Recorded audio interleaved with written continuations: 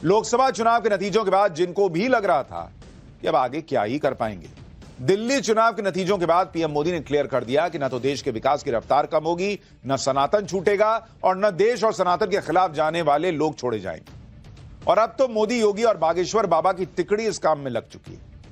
मोदी तो जो कर रहे हैं वो सबके सामने है ही, योगी के महाकुंभ की चर्चा दुनिया भर में है ही, और अब बागेश्वर बाबा ने जिस तरह सनातन को मजबूत करने के साथ सबका इलाज शुरू कर दिया है, कैंसर हॉस्पिटल बनाकर, वो भी देखने और जानने लायक है। और तीनों का हिसाब क्लियर है।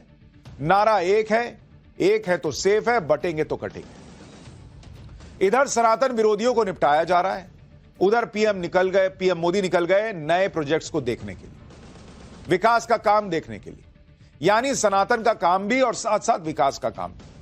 इसलिए आप 2 दिन में देखिए कि बाबा बागेश्वर के साथ पीएम मोदी दिखे तो एक ही दिन में मध्य प्रदेश, बिहार से लेकर असम तक back to back PM Modi के मेगा इवेंट हुए। भाई कहीं किसानों को पैसा बांट रहे थे, कहीं निवेश लाने के लिए चले गए, कहीं पर कोई नया प्रोजेक्ट शुरू कर दिया, मतलब कहीं कोई रिलैक्स मोड में जाने का सवाल ही नहीं। सब सोच रहे होंगे कि दिल्ली के बाद अब बिहार का नंबर है, फिर बंगाल, फिर असम, फिर यूपी, और जिस तरह से नरेंद्र मोदी फुल स्पीड में आगे बढ़ रहे हैं, मोदी को रोकना किसी के लिए भी नामुमकिन दिख रहा है। क्योंकि जो भाई रिलैक्स ही ना कर रहा हो, जो काम पे काम किए जा रहा हो, जो ना रुकता हो ना थकता हो, जिसका विजन क्लियर हो, ऐसे नेता को आप कैसे टक्कर दीजिएगा। भाई राहुल गांधी एक चुनाव हारते हैं, सन्नाटे में चले जाते हैं। केजरीवाल कहां किस गुफा में है, कब निकलेंगे, निकल रहे हैं तो कब निकल रहे हैं, किसी को पता नहीं। मोदी का मिशन बिहार और बंगाल क्या है, इस पर कैसे काम चालू हो गया है, आज लालू से लेकर ममता कैंप तक में कैसे और क्यों हड़कंप मचा, आज आपको दिखाऊंगा। योगी ने आज सनातन विरोधियों के धागे कैसे खोले, ये दिखाऊंगा। कटरीना कैफ से लेकर अक्षय कुमार तक कैसे सनातन के ब्रांड एम्बेसडर बन रहे हैं, ये दिखाऊंगा। और बाबा बागेश्वर की पर्ची पीएम मोदी ने खोली तो क्या निकला और हिंदू राष्ट्र पर क्या बात हुई, सब दिखाऊंगा, बताऊंगा। लेकिन पहले एक झलक देखिए।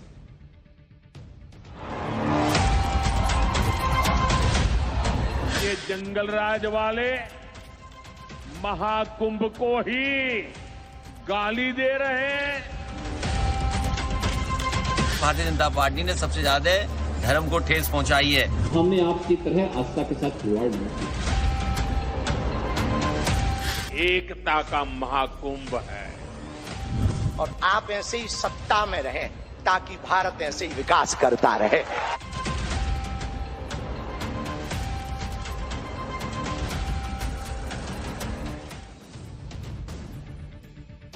प्रधानमंत्री नरेंद्र मोदी, सीएम योगी और बाबा बागेश्वर की तिकड़ी ने सनातन विरोधियों में कैसे आग लगाई हुई है, इसका ट्रेलर आपने देखा, लेकिन पूरी पिक्चर अभी आपको आगे दिखाऊंगा। पहले यह देख लीजिए कि दिल्ली जीतने के बाद कैसे पीएम मोदी आज बिहार के मिशन पर निकल गए। अभी चुनाव में टाइम है, साल के अंत में, पीएम अभी से लग गए काम में। पीएम के बिहार आते ही कैसे लालू प्रसाद यादव और उनकी पार्टी में खलबली मच गई, यह भी देखने लायक। आज प्रधानमंत्री मोदी बिहार के भागलपुर चले गए। उन्होंने किसान सम्मान निधि की 19वीं किश्त जारी कर दी, किसानों के खाते में डायरेक्ट पैसा ट्रांसफर हुआ। भागलपुर में पीएम मोदी के लिए इतनी भयंकर भीड़ आ गई, आप देखिए ना बॉस, ग्राउंड में पीएम मोदी की सभा थी, कोई ग्राउंड छोटा पड़ गया, इतनी भीड़ आ गई नरेंद्र मोदी को सुनने और देखने। जहां तक नजर जा रही थी लोग ही लोग। भागलपुर में पीएम मोदी ने नीतीश कुमार के साथ रोड शो भी किया। इस दौरान लगातार मोदी मोदी के नारे लगे ही जा रहे थे। मुख्यमंत्री नीतीश कुमार के साथ रोड शो करके पीएम मोदी ने इंडी गठबंधन के सपनों पर पानी फेर दिया, क्योंकि वो तो अभी तैयारी शुरू भी नहीं की है, यहां काम चालू है। इंडी गठबंधन सोच रहा था कि नीतीश कुमार फिर से पलटी मारेंगे, लेकिन नरेंद्र मोदी के सामने ही नीतीश कुमार ने कुछ ऐसा कह दिया जिसे सुनकर पीएम मोदी फिर मुस्कुराने लगे। देखिए आप भी क्या बोला उन्होंने। और अब इधर उधर कुछ नहीं, पूरे देश में इन्हीं के नेतृत्व में आगे और काम बढ़ेगा। और इतना हम आपको बता देते हैं कि हम लोग मिल करके उनके नेतृत्व में ही, और जिस तरह से बिहार का भी काम हम लोग कर रहे हैं, तो इसलिए अगली बार जो होने वाला है तो उसमें भी आप लोगों से यही उम्मीद करते हैं कि जैसे पहले किए थे, फिर पूरे पैमाने पर सहयोग दीजिए, ताकि उनके चलते और हम लोगों के सहयोग के चलते काफी विकास होगा। नीतीश कुमार की छवि ऐसी बन गई है कि उनको लगता है उन पे कोई ज्यादा विश्वास करता नहीं, इसलिए बेचारे बार बार बोलते हैं, याद दिलाते कि नहीं जाऊंगा मैं, इधर उधर नहीं जाऊंगा। पीएम भी हंस रहे हैं सुन के। एक तरफ तो नीतीश कुमार एक तरह से कान पकड़ रहे हैं कि अब नहीं जाऊंगा कहीं, मोदी के साथ ही रहूंगा। दूसरी तरफ नरेंद्र मोदी भी संकेत दे रहे हैं कि वो नीतीश कुमार को बिहार का शिंदे नहीं बनने देंगे। मतलब जैसे महाराष्ट्र में चुनाव के बाद शिंदे की सीएम की कुर्सी चली गई क्योंकि बीजेपी को जबरदस्त बहुमत आया, वैसा बिहार में होना मुश्किल है।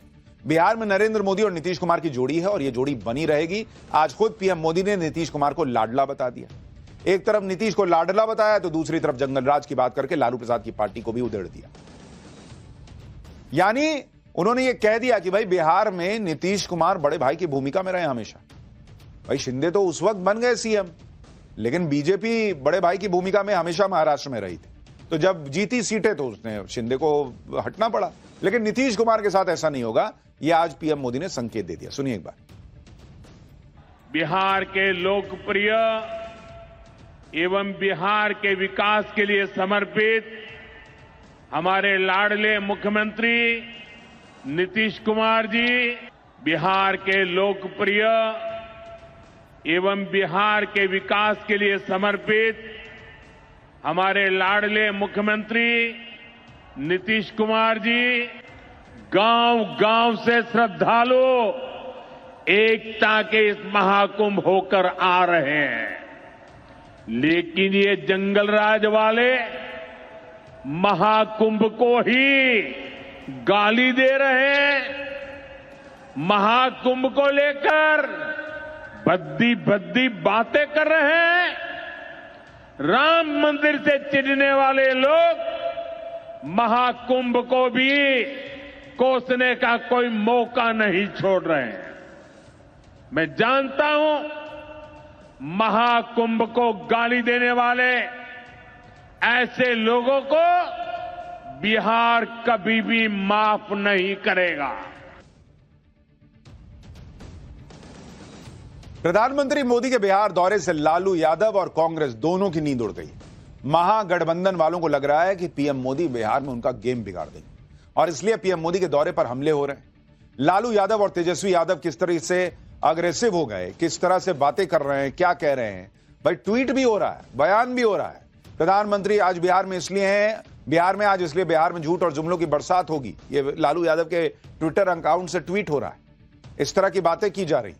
तो ये अपने आप में आपको देखना चाहिए कि क्या अभी भाई आप तैयारी नहीं कर रहे हैं, दूसरा आदमी कर रहा है, तो उसको लेकर वहां पे अभी से जो है स्थिति गड़बड़ा गई है। तेजस्वी यादव पीएम मोदी पर अटैक कर रहे हैं कि चुनाव का टाइम आ गया है तो बिहार याद आ रहा है। लेकिन सच यह है कि चुनाव तो 8 महीने बाद होने हैं। अगर चुनाव के लिए करना ही होता ये सब तो उसी टाइम पर घोषणाएं होती, लेकिन घोषणा इस बजट में ही हो गई थी जब बिहार के लिए मखाना बोर्ड बनाने का ऐलान हुआ था। और सिर्फ घोषणाएं नहीं हो रही हैं, काम भी हो रहा है, खासतौर पर बिहार के मखाने को लेकर, क्योंकि देश का 90% मखाना बिहार में होता है। बिहार से देश में ही नहीं दुनिया भर में मखाना जाता है। अमेरिका, यूरोप, ऑस्ट्रेलिया, जापान, हर जगह बिहार का मखाना जाता है। बिहार में मिथिला के इलाके में खासतौर पर मखाना होता है। मधुबनी, सहरसा, सुपौल, दरभंगा जैसे जिलों में मखाने की खेती होती है। आज जब पीएम मोदी भागलपुर गए तो उनका स्वागत भी मखानों की माला से किया गया। पीएम मोदी ने बिहार के मखाने पर कहा कि साल में 300 दिन वो खुद मखाना खाते हैं और बिहार के मखाने को दुनिया भर में पहुंचाना है। एक बार सुनिए पीएम मोदी। मखाना आज देश के शहरों में सुबह के नाश्ते का प्रमुख अंग हो चुका है। मैं भी 365 दिन में से 300 दिन तो ऐसे होंगे कि मैं मखाना जरूर खाता हूं।